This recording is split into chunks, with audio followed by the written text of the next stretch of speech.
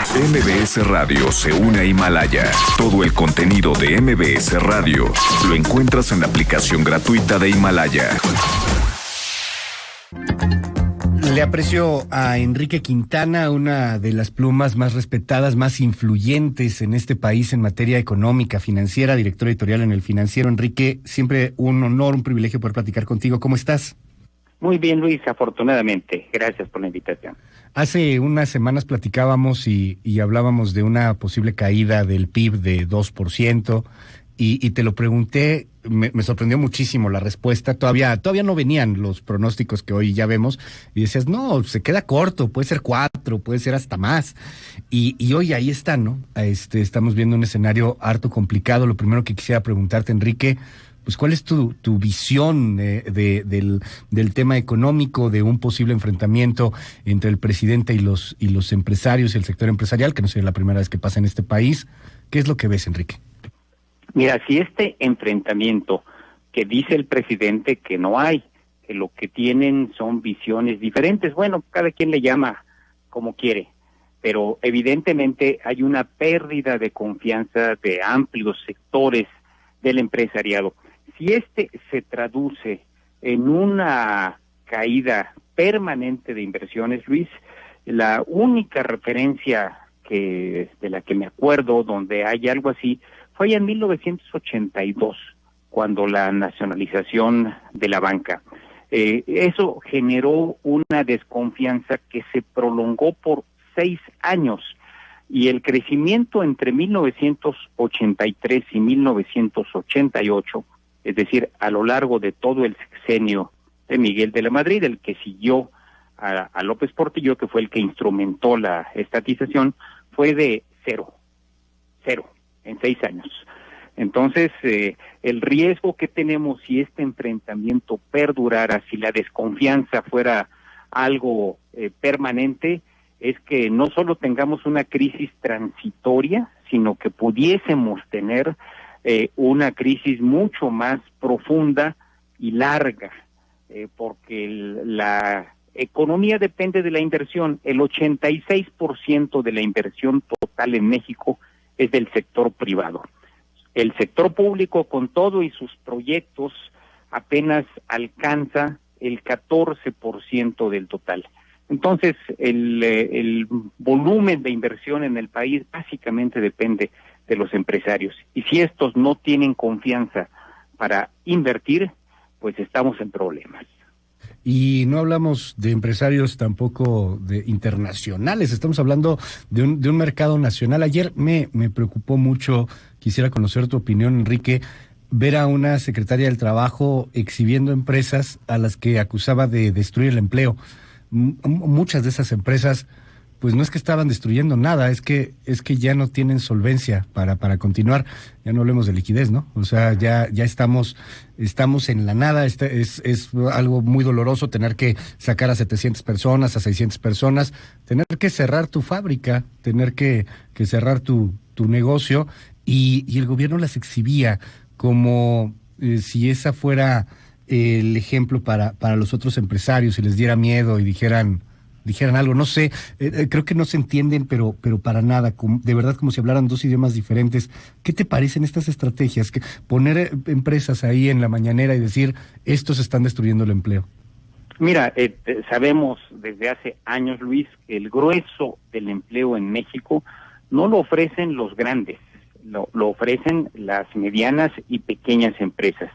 Entonces, de las cifras que dio a conocer ayer en la conferencia mañanera la Secretaría del Trabajo, la pérdida de 347,000 empleos en números redondos, el grueso de los empleos perdidos depende de empresas pequeñas, quienes están teniendo que prescindir de sus trabajadores. Mayormente son las empresas chiquitas, las que a partir de que se vino el cierre de la economía como una estrategia obligada para hacerle frente a la pandemia, pues se quedaron sin ingresos, y si hay empresas que se quedan sin ingresos, pues muchas de las pequeñas no les alcanza ya para las nóminas. Entonces, por eso se dio este ajuste. Y esto lo podemos ver si vemos la geografía, Luis.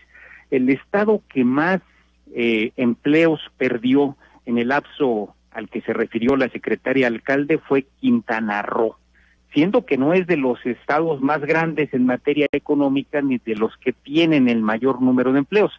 ¿Y por qué sucedió esto? Porque casi todas las empresas del sector de los servicios turísticos que están en ese estado, pues se paralizaron, se quedaron prácticamente en cero.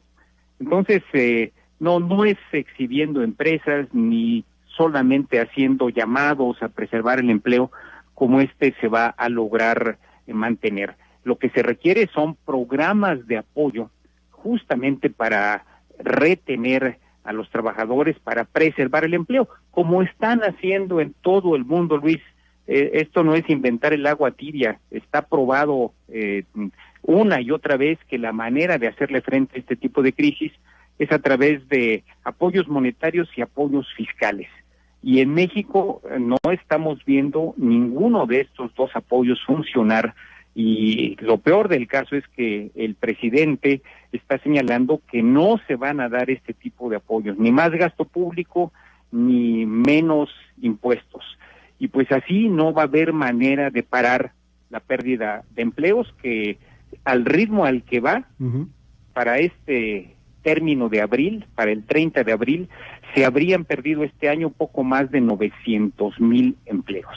Para el término de abril, sumando los 340,000 que decían ayer.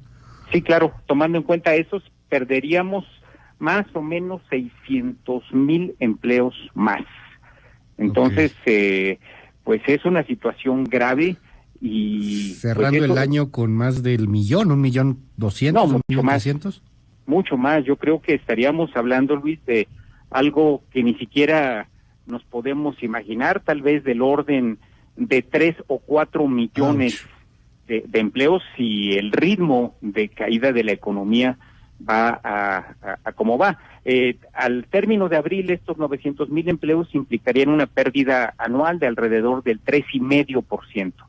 Pero hay pronósticos, tú lo decías al principio, que hablan de una caída económica del 7-8%. Si estos se hicieran efectivos, pues se multiplica los empleos perdidos por lo menos por 3 veces más. Entonces, por eso te decía, no sería raro si esos pronósticos resultan correctos, que tuviéramos 3 o 4 millones de empleos perdidos. Enrique, ante un escenario de ese tamaño y de esta gravedad, aprovechando lo que dices hoy en tu columna, te lo pregunto, ¿algún día regresaremos a la normalidad? a la normalidad que conocimos hasta enero, febrero, no, Luis, esa ya terminó. Los trabajadores, por ejemplo, para poner un caso muy claro, del sector turismo, que piensan, bueno, a lo mejor para el verano, para junio, julio, volvemos a tener visitantes como teníamos el año pasado. No, es decir, el mundo del turismo va a cambiar por completo.